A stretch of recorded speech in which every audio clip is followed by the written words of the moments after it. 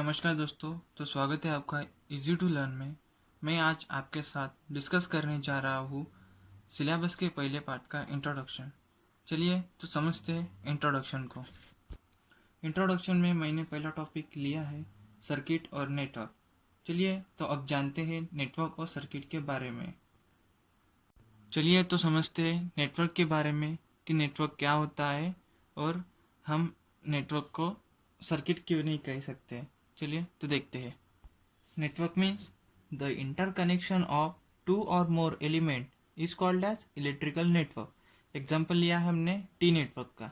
इसे हम बाद में डायग्रामेटिकली डिस्कस करेंगे सर्किट, बेसिक सर्किट के डायग्राम के साथ, और जानेंगे नेटवर्क और सर्किट के बारे में। ठीक है, उससे पहले हम समझेंगे नेटवर्क को।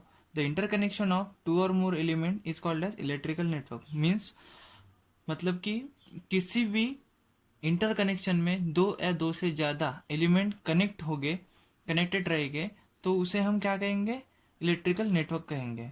और जो एलिमेंट कनेक्ट रहेंगे वो एलिमेंट कौन से होंगे, या तो वो एक्टिव एलिमेंट होंगे या फिर पैसिव एलिमेंट होंगे।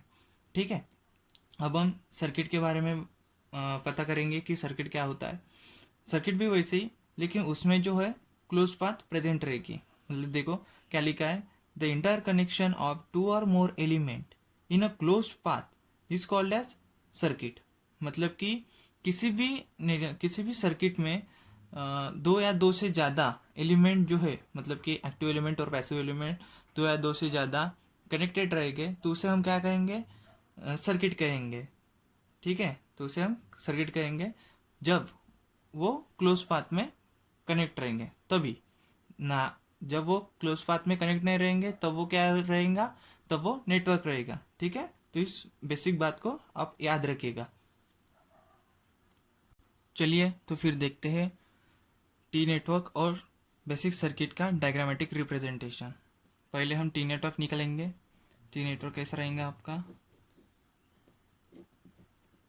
ये हमारे एलिमेंट है जो कि इंटरकनेक्शन में कनेक्टेड है। ये देखो, ये हो गया हमारा टी नेटवर्क, है ना। टी नेटवर्क, ये हमारे एलिमेंट्स हैं जो अंदर कनेक्टेड है। ये हमारा टी नेटवर्क। अब हम देखेंगे बेसिक सर्किट को। तो बेसिक सर्किट कैसे होगा, कोई भी एलिमेंट उसके क्लोज पाथ में कनेक्ट रहेगा। ठीक है, कोई भी दो एलिमेंट, और ये हमारा वोल्टेज सोर्स। इसके वजह से क्या हो गया, हमारा जो पाथ है वो क्लोज हो गया। देखो आर सी। अब टी नेटवर्क देखो और बेसिक सर्किट देखो, इसमें कुछ आपको डिफरेंस दिखाई होगा। इसकी जो पाथ है वो क्लोज है क्या, नहीं। यहाँ पे भी ओपन है ना, ओपन है, और यहाँ पे भी ओपन है। इसके वजह से इसकी जो पाथ है, इसकी पाथ जो है वो कंप्लीट नहीं होगी क्योंकि ये ओपन है, ये भी ओपन है। लेकिन यहाँ पे देखो इसकी जो पाथ है वो ओपन नहीं है, यहाँ पे क्लोज कर दी गई है वोल्टेज सोर्स की वजह से। इसलिए हम इसे सर्किट कहेंगे और इसलिए इसको हम नेटवर्क कहेंगे। बट हम इस सर्किट को नेटवर्क भी कह सकते हैं क्योंकि इसके इंटरकनेक्शन में दो एलिमेंट कनेक्टेड है, इस वजह से। ठीक है, देखो तो इसके ऊपर से हम यहाँ पे लिखेंगे in T network,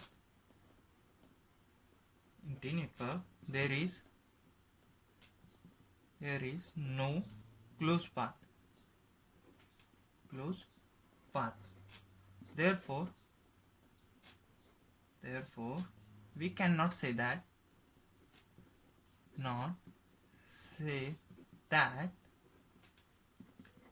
it is a circuit.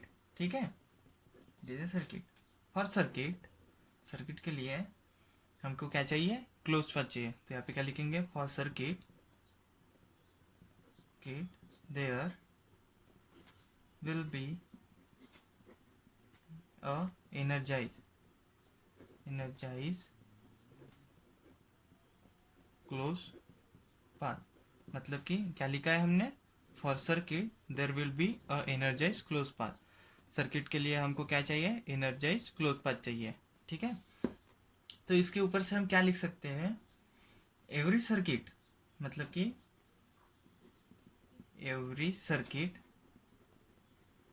Circuit is a network, but all networks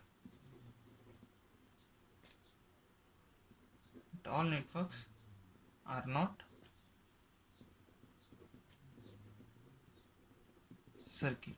ठीक है, ये हमने यहाँ पे देखा है, every circuit is a network but all network are not circuit, ये हमने यहाँ पे देखा है, because of this open loop, because of this close loop we call this circuit, and because of this open loop we call as a network। ठीक है, अब हम लिखना चाहे तो यहाँ पे लिख सकते हैं इस सर्किट के बारे में, दिस इज ए सर्किट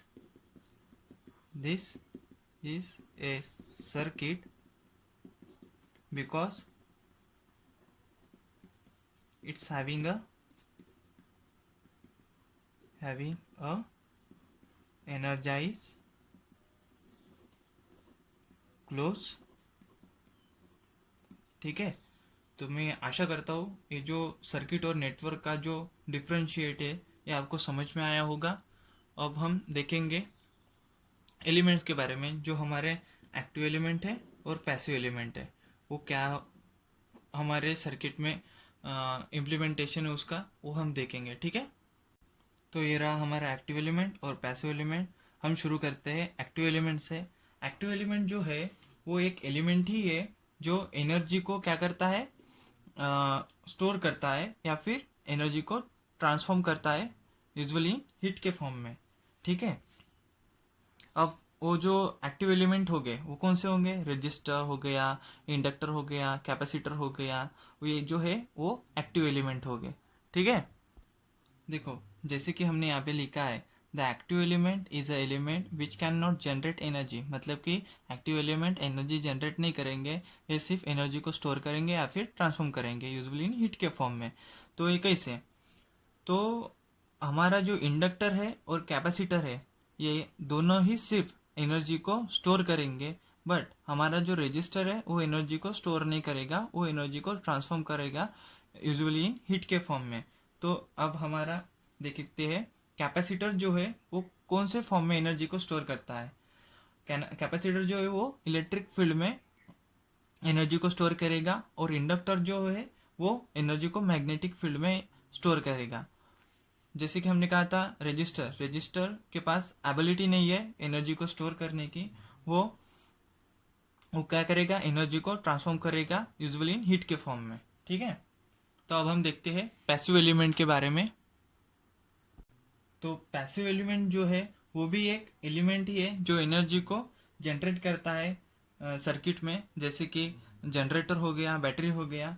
इसको, इस जनरेटर को और बैटरी को, इसका सर्किट में क्या इम्प्लीमेंटेशन है, एक कैसे सर्किट में यूज़ होते हैं, इसको हम डायग्रामेटिकली समझते हैं। ठीक है, देखो देखो समझो कि हमारे पास दो सर्किट है, उसमें से ये पहला सर्किट है जिसमें जनरेटर जो है वो पूरे सर्किट को एनर्जी सप्लाई कर रहा है। देखो ये प्लस माइनस यानी कि जनरेटर का साइन हो गया, ये यहाँ पे रजिस्टर हमने कनेक्ट कर दिया। ये हम बेसिक सर्किट ले रहे हैं, यहाँ पे कुछ कॉम्प्लिकेटेड सर्किट नहीं ले रहे, ताकि आपको अच्छे से समझ में आए और जल्दी समझ में आए। ठीक है, ये आर, ए सी, और ये एनर्जाइज क्लोज पाथ। ठीक है, इसमें क्या कर रहा है, इसमें जनरेटर जो है वो वोल्टेज को यानी कि एनर्जी को करंट और वोल्टेज यानी कि एनर्जी को सप्लाई कर रहा, मतलब कि पास कर रहा है from one point two another. ठीक है, from one point two another या आप तक। ठीक है, दूसरा सर्किट में, हमारे दूसरा सर्किट में ये देखो बैटरी, हमने बैटरी कनेक्ट की है वोल्टेज को ट्रांसफ़र करने के लिए। ये देखो आर सी, ये भी क्लोज, ये भी बेसिक सर्किट ही है, प्लस माइनस। ये देखो यहाँ पे हमने जनरेटर यूज़ किया है वोल्टेज को ट्रांसफ़र करने के लिए, यहाँ पे हमने बैटरी यूज़ की है वोल्टेज को ट्रांसफ़र करने के लिए। ठीक है, तो ये है हमारा एक्टिव एलिमेंट और पैसिव एलिमेंट। जो कुछ भी हमने बताया है कि ये सर्किट में और नेटवर्क में क्यों यूज़ होता है, तो ये आपको समझ में आया ही होगा। तो ये ये था हमारे पार्ट 1 का पूरा इंट्रोडक्शन जो हमने टॉपिक पर से लिया है। और मैं आशा करता हूँ कि ये इंट्रोडक्शन जो है आपके समझ में आया होगा और आप अच्छे से इसको समझ में लेंगे। चलिए तो फिर मिलते हैं नेक्स्ट लेक्चर में। धन्यवाद दोस्तों।